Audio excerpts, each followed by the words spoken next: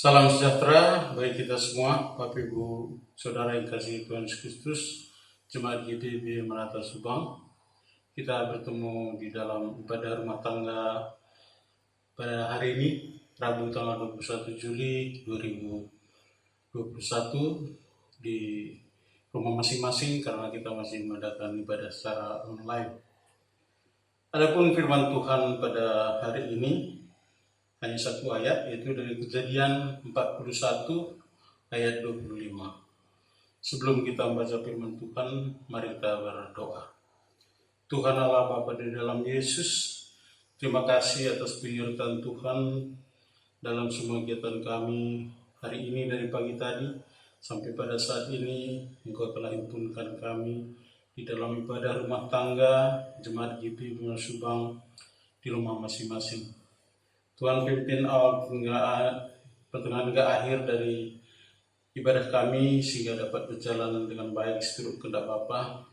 Kau juga berkati hamba-Mu yang menyampaikan firman Tuhan, urapi dengan kuasa Roh Kudus-Mu, dan kami juga dapat mengerti memahami firman yang akan kami dengar, serta kuasa Roh Kudus-Mu memampukan kami untuk dapat melakukannya. Bersabdalah Tuhan, kami anak-anak-Mu telah sedia untuk mendengar. Di dalam nama Yesus Tuhan kami, amin.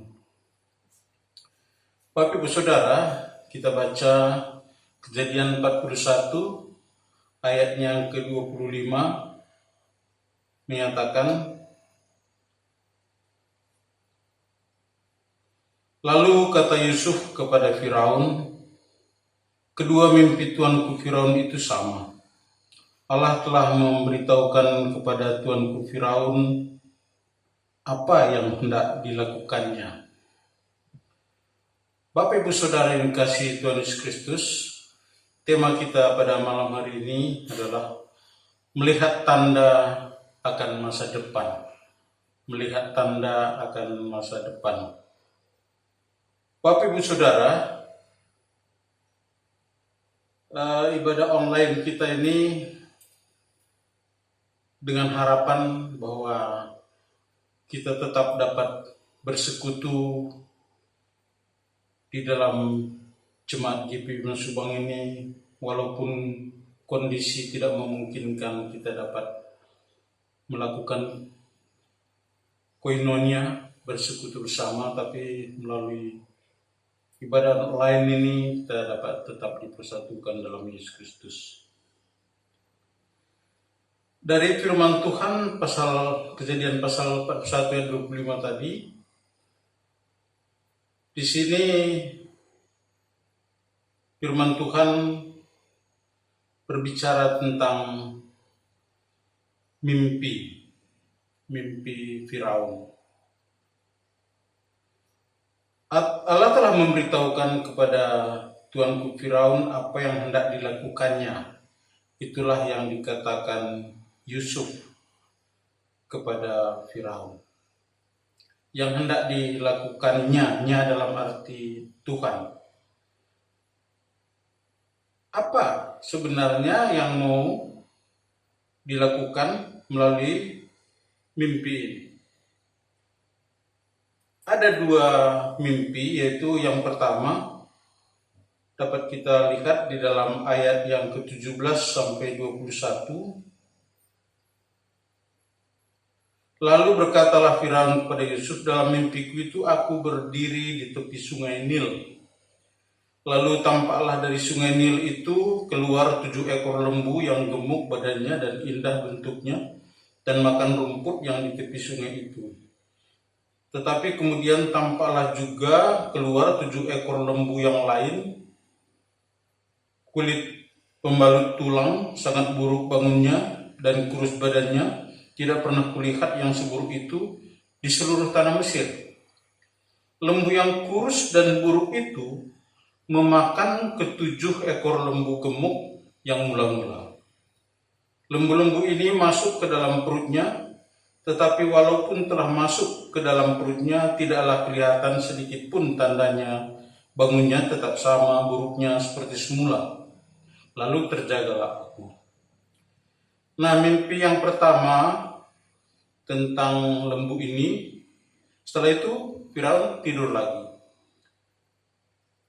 Setelah terjaga lalu tidur, datang mimpi kedua. Itu pada ayat yang ke-22 sampai ke-27.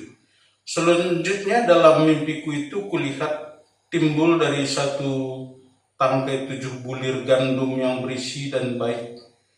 Tetapi kemudian tampaklah juga tumbuh 7 bulir yang kering, kurus, dan layu oleh angin timur. Bulir yang kurus itu memakan ke-7 bulir yang baik tadi. Telah kuceritakan hal ini kepada semua ahli, tapi seorang pun tidak ada yang dapat menerangkannya kepada aku. Lalu kata Yusuf kepada Firaun, kedua mimpi tuanku itu sama. Allah telah memberitahukan kepada tuanku Firaun apa yang hendak dilakukannya. Ke-7 ekor lembu yang baik itu ialah 7 tahun, dan ke-7 bulir gandum yang baik itu ialah 7 tahun juga. Kedua mimpi itu sama. Ke-7 ekor lembu yang kurus dan buruk yang keluar kemudian maksudnya 7 tahun. Demikian pula ke-7 bulir gandum yang hampa dan layu oleh angin timur itu maksudnya akan ada 7 tahun kelaparan. Jadi Bapak, Ibu, Saudara kasih Tuhan Kristus, pada ayatnya yang ke-32 dikatakan begini, sampai 2 kali mimpi itu diulangi bagi tuanku Firaun. Itu artinya bahwa hal ini telah ditetapkan oleh Allah dan Allah akan segera melakukannya. Bapak, Ibu, Saudara yang kasih Tuhan Kristus, ada yang menarik dari cerita ini, yakni ketika Firaun menyampaikan kepada Yusuf apa sebab dia dipanggil. Dia dipanggil adalah karena ada juru minum yang bercerita tentang kehebatan Yusuf yang bisa mengartikan mimpi dengan benar, dengan jitu, dengan tepat. Pujian bagi Yusuf dari seorang Firaun itu sangat langka sekali, Bapak, Ibu, Saudara. Nah, tapi bagaimana Yusuf memaknai kalimat yang disampaikan oleh Firaun? Yusuf berkata begini, bahwa semuanya itu tuanku bukan karena saya, melainkan karena Allah. Nah, di sini Bapak, Ibu, Saudara, kita lihat bagaimana Yusuf seorang yang mengandalkan Tuhan. Yusuf adalah seorang yang mengerti siapa dirinya, bahwa dia tidak ada apa-apanya kalau bukan karena Allah. Sehingga dia tidak ambil pujian itu bagi diri dia, padahal pujian dari Firaun itu sesuatu yang sangat luar biasa. Kalau dia mau mengambil itu bagi dirinya, akan muncul satu suasana bahwa dia sangat dihormati dan lain sebagainya. Tapi tidak. Dia tidak mau mencuri kemuliaan Allah. Dia tetap menyatakan bahwa kalau bukan karena Allah, aku nggak ada apa-apanya. Oleh karena itu dia bersaksi, sekaligus dia bersaksi kepada Firaun, semuanya itu bukan karena saya, tapi adalah karena Allah. Nah, Bapak, Ibu, Saudara, sekarang mari kita bicara tentang kedua mimpi Firaun itu. Kalau kita perhatikan, kedua mimpi tersebut adalah tanda dari Allah akan apa yang terjadi di masa depan yang hendak dilakukan Allah atas negeri Mesir, bahkan daerah-daerah sekitarnya. Bapak, Ibu, Saudara, di masa depan Allah akan mendatangkan 7 tahun masa kelimpahan, lalu diikuti dengan 7 tahun masa kelaparan yang luar biasa. Seluruh negeri Mesir akan benar-benar menjadi kering. Sampai 2 kali diulangi mimpi tersebut, itu berarti Allah menetapkan dan segera akan melakukannya. Mengapa Allah memberikan tanda tersebut kepada Firaun? Karena ia mempunyai rencana, sebenarnya rencananya itu terutama untuk Yusuf dan keluarga besarnya, serta untuk menunjukkan siapa Allah Israel kepada Firaun dan seluruh rakyat Mesir. Kita bisa baca sendiri bagaimana perjalanan Yusuf dari sejak mulanya, bagaimana perjalanan dia dijual dan sebagainya, sampai akhirnya dia dimasukkan penjara karena dia berprinsip untuk menjaga kekudusan hidupnya. Sampai pada saat itu tentunya mimpi yang disampaikan Yusuf bermakna sekali bagi Firaun karena ia mempunyai rencana kepada Yusuf. Melalui itu Tuhan menyatakan kebesarannya. Tuhan memang memberikan tanda itu kepada Firaun, Bapak Ibu. Tetapi yang memegang kunci adalah Yusuf. Kunci untuk bisa mengartikannya karena ia memiliki iman kepada Allah. Disinilah kita melihat bahwa hubungan dengan Tuhan memiliki peran penting agar kita dapat memiliki hikmat dalam melihat dan mengartikan tanda-tanda akan masa depan.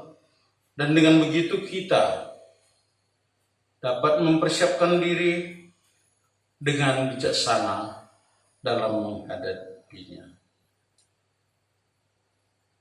Lebih lanjut, bagaimana Yusuf bukan hanya dapat mengartikan tetapi ia juga diberi hikmat oleh Tuhan untuk dapat memberikan usulan. Usulan itu usulan yang konkret.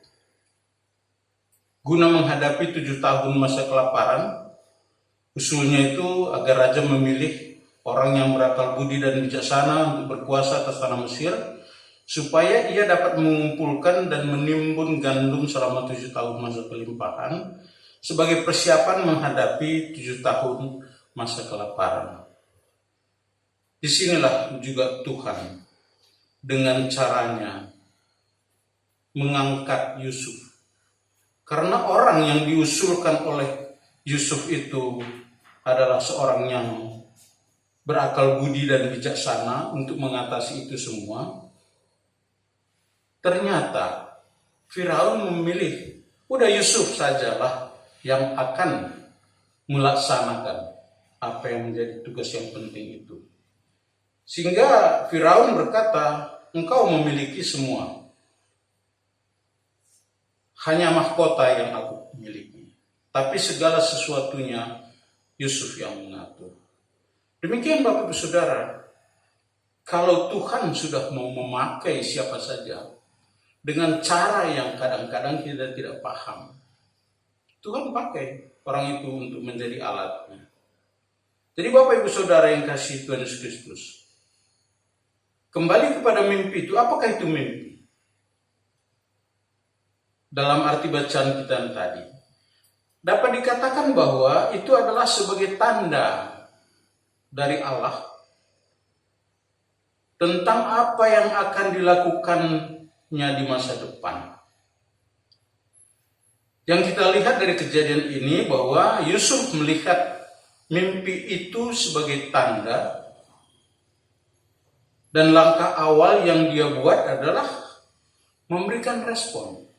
Nah ini yang penting, Bapak Ibu. Bagaimana menyikapi tanda? Itu harus bersikap, harus memberikan respon. Jangan anggap segala sesuatu sebagai tanda itu tidak dipedulikan lalu berlalu begitu saja. Tuhan selalu memberikan tanda-tanda pada zaman apapun yang harus kita respon. Bagi anak-anak Tuhan yang mempunyai kepedulian dan tidak akan berlalu begitu saja. Nah, respon dibuat untuk apa? Untuk mempersiapkan diri dengan bijaksana dalam menghadapinya. Nah, sehingga yang ada di dunia ini, apapun itu, segala yang ada di dalam kehidupan kita, semua adalah sebenarnya tanda. Sebagai tanda, maka kita harus meresponnya. Tidak ada tanda ataupun kejadian yang Tuhan tidak ketahui. Atau semua tanda, keadaan, kejadian adalah atas seizin dan sepengetahuan Tuhan. Nah, jadi bagaimana Bapak Ibu Saudara?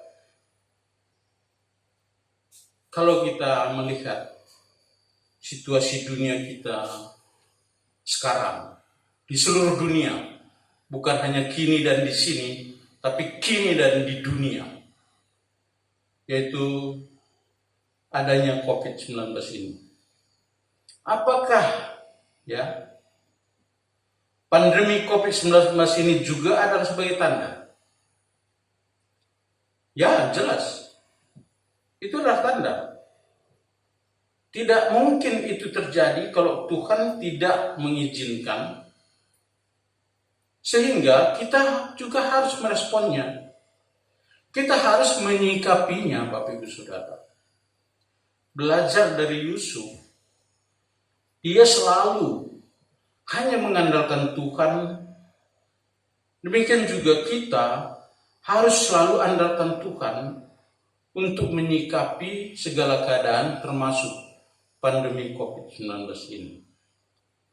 Nah, sehingga sebagaimana kepada Yusuf, kepada kita juga akan diberikan oleh Tuhan hikmat. Dan hikmat Tuhan untuk dapat menyikapi keadaan ini dengan baik. Yusuf diberi hikmat Tuhan sehingga dapat memberikan usulan konkret guna menghadapi 7 tahun masa kelaparan. Kita juga, Bapak Ibu Saudara dan saya, yakin dan percaya bahwa Tuhan pakai para ahli yang diberkatinya sehingga dalam menghadapi pandemi COVID-19 ini ada usulan konkret untuk mengatasi keadaan ini. Adalah adanya protokol kesehatan, adanya ditemukannya vaksin, adanya anjuran-anjuran yang disampaikan oleh pemerintah kepada masyarakat. Bagaimana kita harus menghadapinya. Nah, sehingga usul konkret yang saya katakan tadi, contohnya adalah protokol kesehatan untuk mengatasi keadaan ini. Sehingga kita yakin bahwa dengan melakukan itu, tanda-tanda ini tidak menjadi musibah yang berkepanjangan. Karena itulah pemerintah mengambil sikap. Dan ingat, Bapak Ibu Saudara, selaku orang Kristen, firman Tuhan mengingatkan kita, memerintahkan kepada kita untuk tunduk kepada pemerintah. Itu harus tunduk kepada pemerintah, karena pemerintah itu adalah wakil Allah di bumi ini yang patut kita taati, karena pemerintah memegang pedang yang bisa memaksa. Namun tanpa paksaan pun, ketika kita menyadari bahwa tidak ada pemerintahan seperti saat sekarang ini yang mau mencelakakan masyarakatnya. Oleh karena itu, Bapak Ibu Saudara, kita lakukan protokol kesehatan dan kita yakin dengan cara itu pandemi COVID ini tidak akan semakin merajalela. Sehingga kita harus patuh. Jangan bandel. Ya, naiknya COVID ini jelas disebabkan oleh adanya orang rame-rame mudik pada masa lalu. Jadi mari kita berhikmat, Bapak Ibu Saudara, membaca tanda-tanda yang ada supaya kita selamat.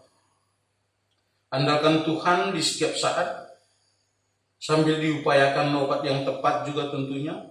Sementara itu kita taat kepada apa yang dibuat oleh pemerintah, yaitu sudah kita tahu bersama, namun tetap harus diingatkan supaya kita tetap berwaspada dan berjaga-jaga. Kita harus memakai masker.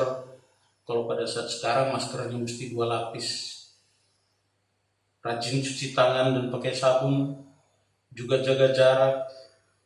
Hindari kerumunan. Dan Kalau tidak sangat perlu, jangan keluar rumah.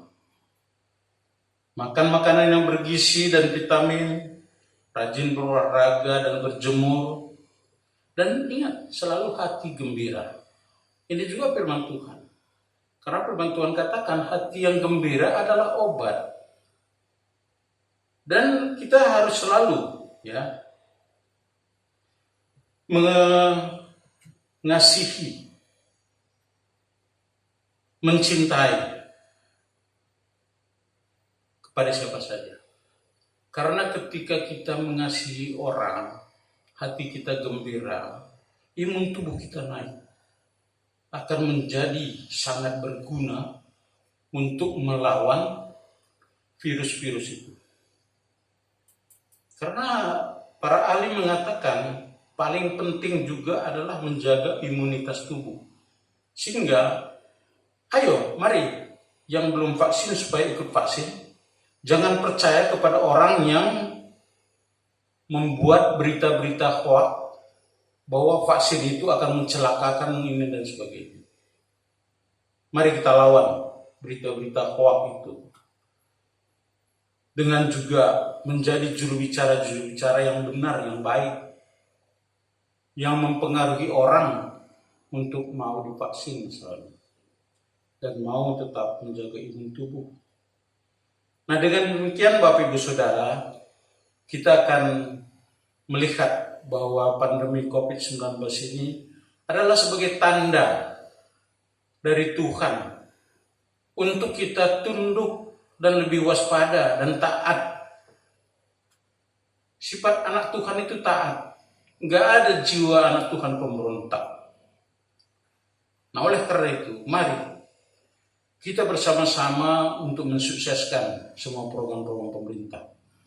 Lebih daripada itu, kita berdoa agar COVID ini segera lalu. Hanya Tuhan yang tahu. Jangan disesali adanya pandemi COVID. Tapi sesalilah ketika kita tidak waspada dan kita tidak berdoa dan kita tidak peduli. Itu mesti kita sesali. Oleh karena itu saling mendoakan. Di dalam menjalani kehidupan kita pada masa pandemi COVID ini, di dalam ini pun kita punya kesempatan untuk memuliakan Tuhan. Itulah Bapak Ibu Saudara yang kasih Tuhan Kristus yang dapat saya sampaikan pada ibadah kita pada hari Rabu tanggal 21 ini. Tuhan kiranya memberkati kita semua. Terpujilah Tuhan. Amin. Karena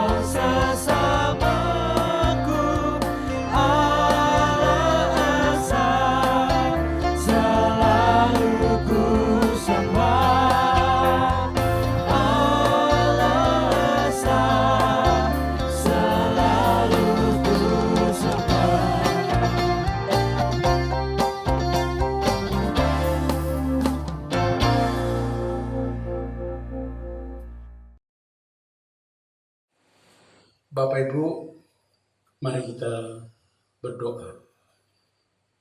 Tuhan Allah Bapa kami yang tahta di sorga, terima kasih Tuhan atas firman-Mu pada malam hari ini. Kami memohon kuasa Roh Kudus-Mu yang memberikan kepada kami hikmat dan pengertian dan kemampuan untuk menjadi pelaku firman Tuhan. Kami berdoa untuk gereja di seluruh muka bumi sebagai tanda kehadiran Tuhan dengan berbagai rencana pergumulan.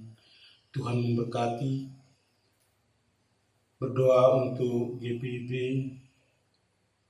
Majelis Sinode, Mupel-Mupel, dan seluruh jemaat, khususnya kami di Jemaat GPIB Merata Subang ini.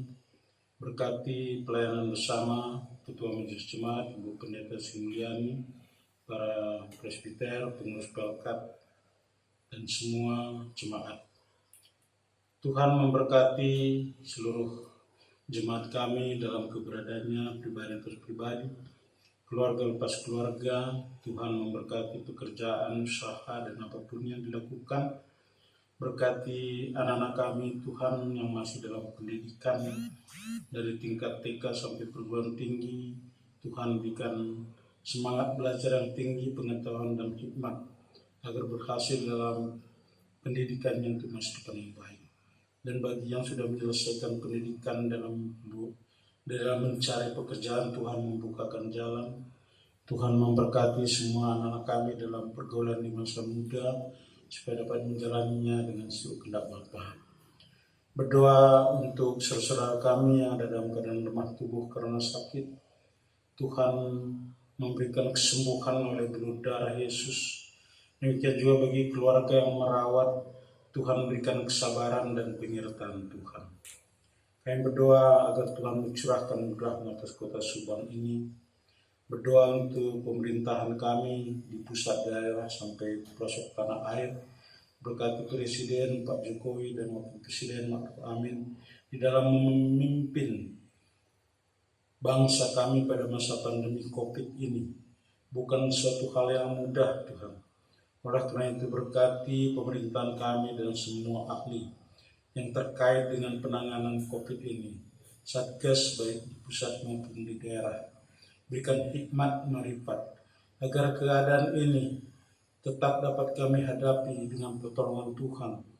Sehingga walaupun kami lemah karena keadaan ini, namun kami tidak sampai tergeletak jatuh. Tuhan tatang kami dengan kasih-Mu ya Bapa, sehingga ekonomi tidak terlalu terpuruk. Demikian juga kesehatan masyarakat dapat lebih diupayakan untuk terjaga dengan baik. Bapa di sorga, kami berdoa untuk semua sanak saudara, keluarga jemaat yang kami tidak dapat bertemu sedemikian lama karena berjauhan tempat tinggal dan tidak boleh saling mengunjungi. Namun kerinduan kami untuk bertemu dapat kami lakukan di dalam persekutuan kami, di dalam Tuhan Yesus. Semua saudara bersaudara, keluarga per keluarga dapat bertemu. Tuhan Allah Bapa dalam Yesus, ampuni salah dosa kami Tuhan agar layak datang ke depan-Mu. Sempurnakan doa ini yang kami minta di dalam nama Yesus Kristus, Tuhan Juru Selamat kami yang telah mengajar kami berdoa. Bapa kami yang ada di surga, dikuduskanlah nama-Mu, datanglah kerajaan-Mu, jadilah kehendak-Mu di bumi seperti di surga. Berikanlah kami pada hari ini makanan kami yang secukupnya, dan ampunilah kami akan kesalahan kami, seperti kami juga mengampuni orang yang bersalah kepada kami. Dan janganlah membawa kami ke dalam cobaan, tapi lepaskanlah kami daripada yang jahat. Karena Engkau-lah yang punya kerajaan dan kuasa dan kemuliaan sampai selama-lamanya. Amin. Demikian Bapak Ibu, Saudara ibadah kita pada hari ini. Selamat menjalani kehidupan dan Tuhan memberkati kita semua. Salam sehat.